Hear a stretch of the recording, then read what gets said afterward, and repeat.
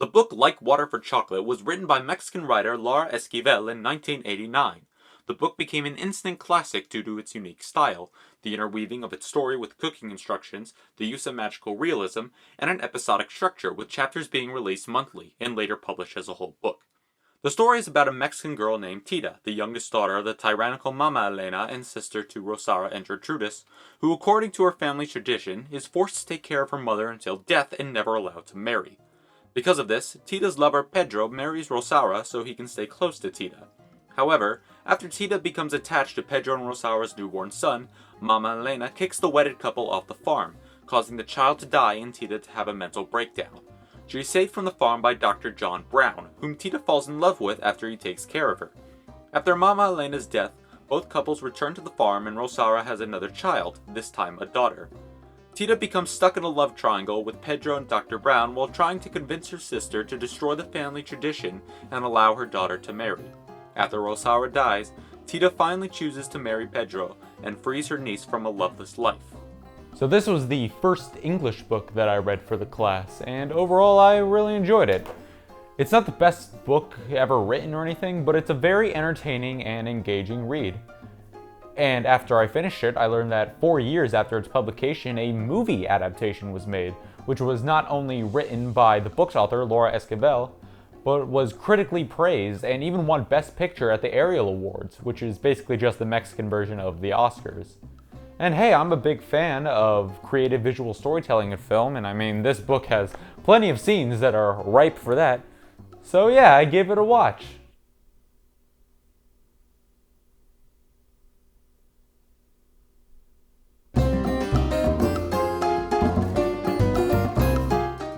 Adapting a story from one medium to another is a difficult balancing act. On the one side, changes to the source material are necessary in order to fit the conventions of the new medium. On the other side, unless one takes the Stanley Kubrick approach to adaptations, yelling, "Hey, hey, hey, see your book? Yeah, your book is garbage! I'm doing my own thing!" You generally want to keep the themes, tone, and structure as similar to the book as possible. After all, the majority of your audience are going to be fans of the original source material, and you don't want to make them upset. Like Water for Chocolate's major problem is that it falls too hard on the latter and fails to properly adapt into the medium of film. Hell, the book isn't even really fit for a film adaptation at all. For one, it's very dense. There are so many different events and subplots that all tie together to create a complex narrative with complete character arcs and satisfying emotional moments. And of course, the movie tries to hit as many of these plot points as possible within a limited time. Secondly, the book was written around its episodic format. Each chapter has its own complete story arc, with emotional build-up, climax, and resolution. The book's format would work really well for a TV show or miniseries adaptation, since each chapter is able to strike that balance between providing a complete narrative and keeping the reader wanting to read. But in trying to shove this book into an hour and 45 minutes, we get a film that simultaneously feels both rushed and meandering. The film's pacing is so fast because there's so much information that they have to get out, but by cutting out a lot of the emotional buildup, a lot of the powerful moments of the book fall completely flat and lack any kind of narrative weight. A perfect example of this is the death of Rosara and Pedro's son Roberto. The book does a good job showing Tita's connection and unconditional love towards her nephew. It's not exactly subtle or well woven into the story, but it effectively helps the reader connect with Tita on a personal level, feel happy that after internalizing her love and feelings for so long, she finally had someone to whom she could release it. Thus, when Mama Elena forces Rosara, Pedro, and Roberto out of the house, you are right with Tita as her last bit of happiness is taken away. You are right next to her as she tries to revitalize her love by taking care of a helpless pigeon. When it's revealed that Roberto died without Tita's care, you understand and agree with Tita's anger towards Mama Elena and read on in despair as Tita loses the last grips of her sanity. It's an excellent tearjerker moment that acts as a perfect culmination of Tita's growing frustration shown in the previous chapters. In the movie, we don't get to see the connection between Tita and Roberto. We see them together for a total of 4 minutes before they are separated, none of that time being spent establishing any kind of important connection. The pigeon subplot is completely dropped, removing the element of loneliness and desperation. Thus, when Tita has her mental breakdown, the lead-up just isn't satisfying enough to make the payoff leave any sort of impression on the viewer. And again, this is just one example. There are so many moments in this movie where I understand what emotion I'm supposed to be feeling, but don't because there isn't enough emotional buildup to earn any sort of emotional response. And because of this, the entire movie feels so meandering because there isn't anything satisfying or engaging enough to keep me engaged. Now, just because the book wasn't ideal for a film adaptation, that doesn't mean the movie was automatically going to be bad. But Esquivel just didn't know how to translate the book's storytelling conventions into the medium of film. And because of it, it's the root of basically all of the film's problems.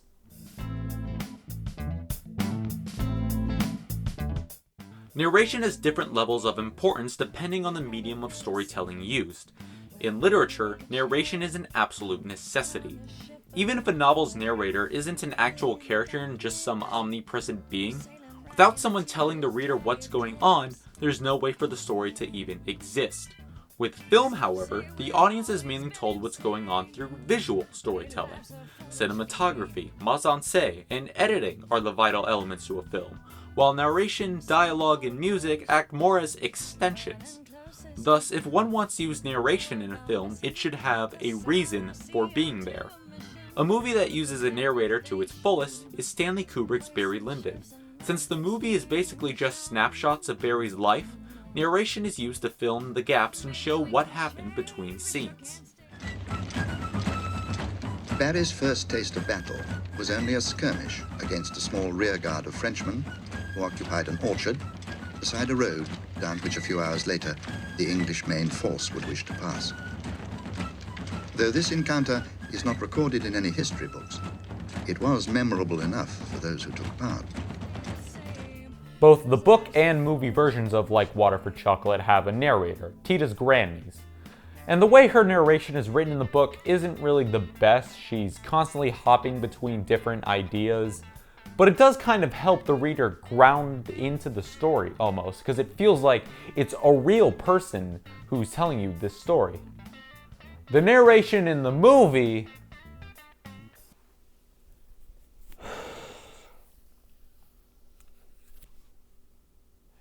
it's a mess. There are so many moments in this film when the narration is completely pointless. Instead of just letting the audience, see what is currently happening, Esquivel decided to literally give a play-by-play of what's going on. I understand having narration to explain the magical realism scenes, since the film's fast pacing doesn't give the audience much time to reflect and interpret them. But more often than not, it's used to treat the audience like they're children. For example, in the scene where Pedro and Tita first meet, there's this bit of narration. Cuando Tita sintió sobre sus hombros la ardiente mirada de Pedro, comprendió perfectamente lo que debe sentir la masa de un buñuelo al entrar en contacto con el aceite hirviendo. Era tan real la sensación de calor que la invadía, que ante el temor de que como un buñuelo le empezaran a brotar burbujas por todo el cuerpo, el vientre, el corazón, los senos, bajó la mirada y trató de huir. In the book, this scene is a flashback and the narration ties to the chapter's recipe, Christmas rolls. In the movie, the narration is, as I mentioned before, unnecessary.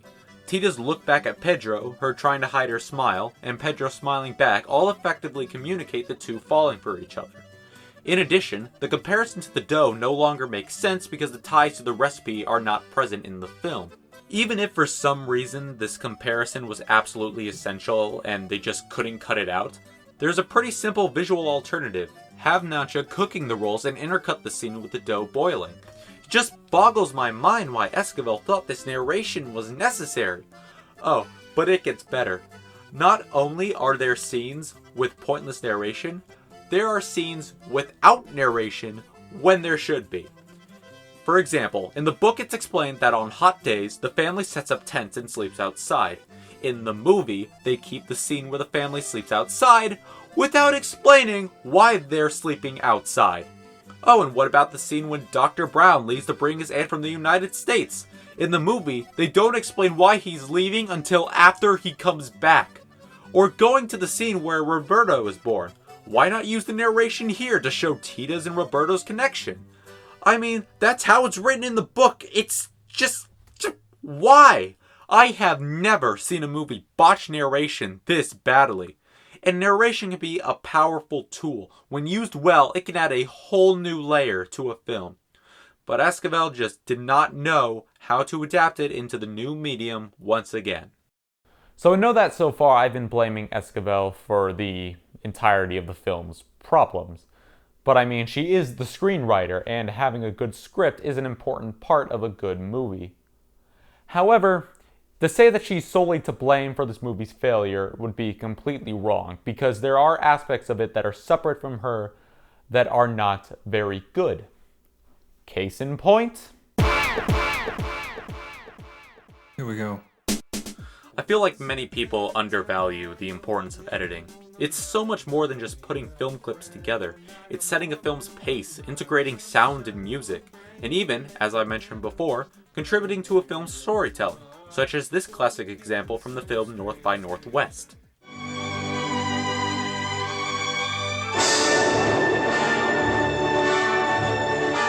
Editing is what makes film a film, and overlooking its value is a massive mistake. Because Like Water for Chocolate has some of the worst editing I've seen in a film in a long time. Part of the reason why the film feels so rushed is because it cuts too early, like in the middle of the actors or actresses' actions and facial expressions. And other scenes are cut so badly that it makes it difficult to tell what's even going on. During Tita's dad's funeral, there are some cuts that put the focus on some random girl. During the tent scene, the cuts and lighting make it difficult to differentiate between Rosara and Mama Elena. And during this scene, the narration during the establishing shot talks about Tita. Then we cut to baby Tita, but then cut to child Gertrudis? Followed by a jarring cut to another scene, followed by another jarring cut where Tita suddenly teleports outside. Oh, but the worst cut in the movie has to go to this weird jump cut. What the hell was the point of that? To cut to another take? You couldn't just have cut to another shot? Why? But the movie's bad editing is not just limited to its bad cuts. An important aspect of editing is deciding which scenes to keep and which ones to discard. This helps to determine the bare essentials of the movie and cut out any pointless scenes, which makes the movie perfectly concise.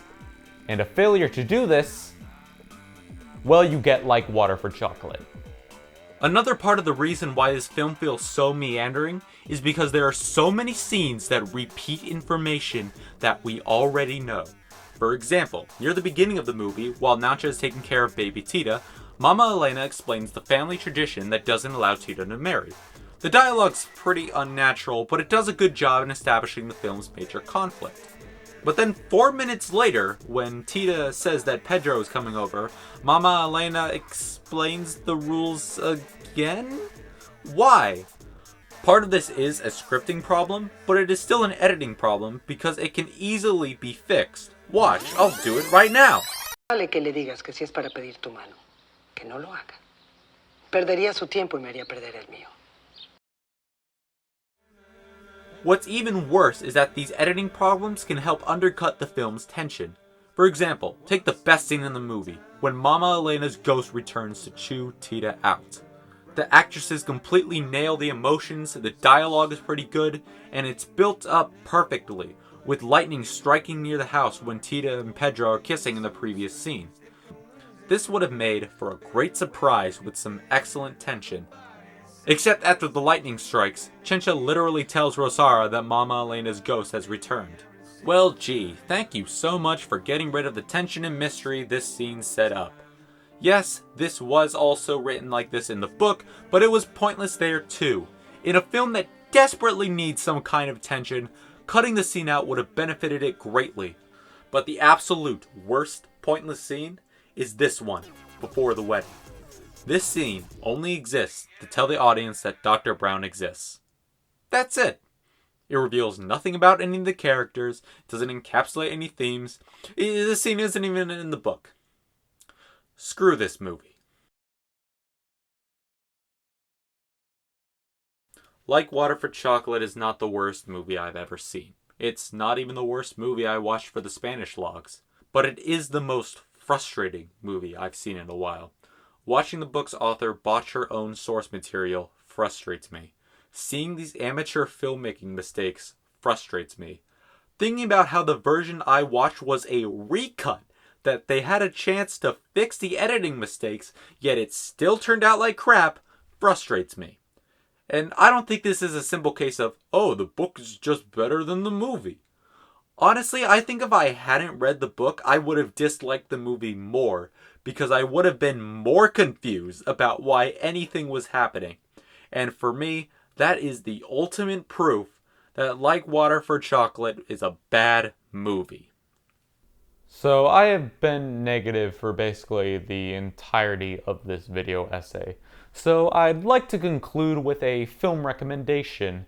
One I feel has very similar storytelling elements to the Like Water for Chocolate movie, but is able to use them in a good, creative, and interesting way that really makes the movie so great. And that movie is Alejandro Jodorowsky's The Dance of Reality. This movie is currently one of my favorites of all time. It starts the story of Jodorowsky's childhood in Tacapilla, Chile, living with his abusive Stalinist father and his spiritual over-religious mother. But later in the movie, the focus shifts to the father and his quest to kill Chile's fascist dictator and seek redemption. Both movies have similar themes and storytelling techniques, but Dance of Reality utilizes them far better.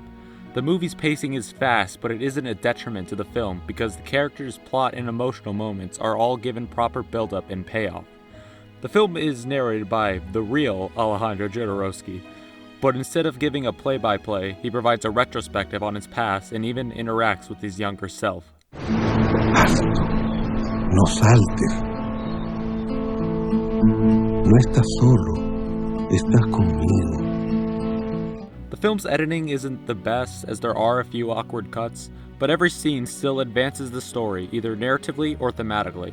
And I know it's not a movie for everyone, but it's a hilarious, fantastical movie that I would highly recommend checking out. ¿Cómo les traigo agua mañana? No hay mañana, cuando hay hambre hoy. So yeah, Like Water for Chocolate isn't good, and yeah, that's about it. Goodbye.